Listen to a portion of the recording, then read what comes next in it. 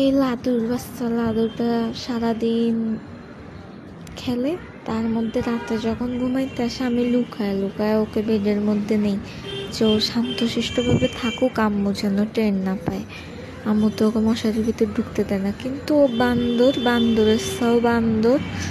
ও শান্ত হয়ে বসবে, ও শান্ত হয়ে জীবনেও বসবে না। ওর ন্যাঞ্জা নিয়ে খেলবে, তারপরে পা নিয়ে খেলবে, হাত নিয়ে খেলবে। এই তো শুরু হয়ে গেছে।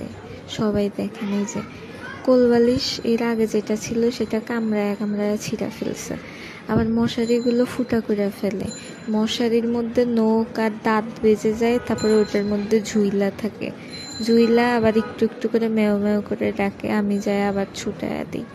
এইরকমভাবে কেমনে কি হবে? ওই আমাদের মশারি কিনা দিবে?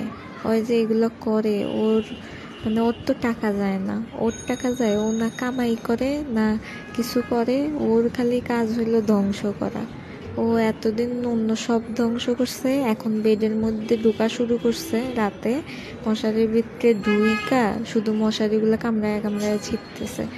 আব্বুর মশারিটা তো পুরো ফুটা ফুটা কইরা, বড় বড় কইরা ফুটা কইরা রাইখা দিছে, ওগুলার মধ্যে দিয়ে এখন মশা ঢুকে আব্বুরে কামড়ায়। ওরে যে কি করতে মন চায়।